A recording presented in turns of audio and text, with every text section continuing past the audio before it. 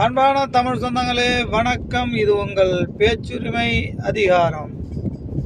கற்பி ஒன்று சேர் புரட்சி செய்கின்ற வரிகளுடன் ஒரு நாதாரி, ஒரு கேடுகட்ட நாதாரி என்ன சொல்கிறான்னா, யூடியூப் ஒன்று ஆரம்பிச்சுட்டு அவன் இஷ்டத்துக்கும் அவன் மாட்டுக்கும் பேசுகிறான்.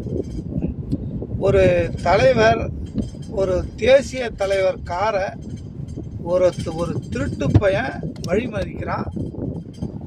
அதற்கு வக்காலத்து வாங்கிக்கிட்டு அவன் அங்கே உக்காந்துட்டு பேசுகிறான்.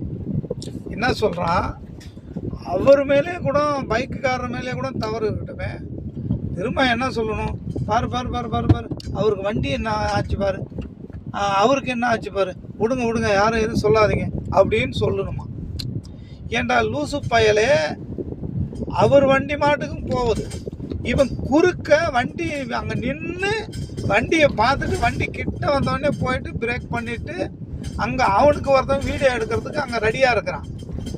அவன் அப்படி கை காட்டுறான். அவன் வண்டியை ஆரன் அடித்த உடனே போக மாட்டேங்கிறான், ஸ்லோ பண்ணுறான். ஆரன் அடித்த உடனே வந்து முறைச்சிட்டு வந்து திட்டுறான். வண்டி எங்கடா இதில் மோதிச்சு?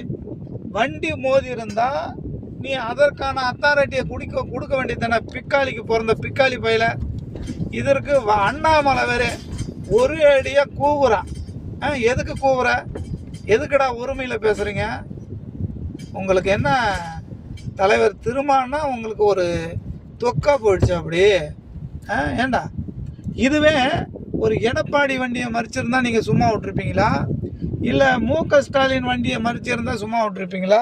இல்லை சாதாரண ஒரு துரைமுருகன் இது போன்ற தலைவர்கள் வண்டியை மறிச்சா சும்மா விட்டுருப்பீங்களா? இல்லை உதயநிதி வண்டியை மறிச்சா சும்மா விட்டுருப்பீங்களா? ஏண்டா, இல்லை ஒன்றும் இல்லை. அன்புமணி அவர்கள் வண்டியை ஒருத்தன் வந்து குறுக்க மடிச்சிருந்தா இவங்களாவது சும்மா தலையில் ஒரு 2 தட்டு தட்டுருந்தாங்க. அன்புமணி அவர்களின் வண்டியெல்லாம் மறிச்சிருந்தா மறிச்சுவன் உயிருக்கு உத்தரவாதமே இருந்திருக்காது. அதெல்லாம் என்ன சொல்கிறது?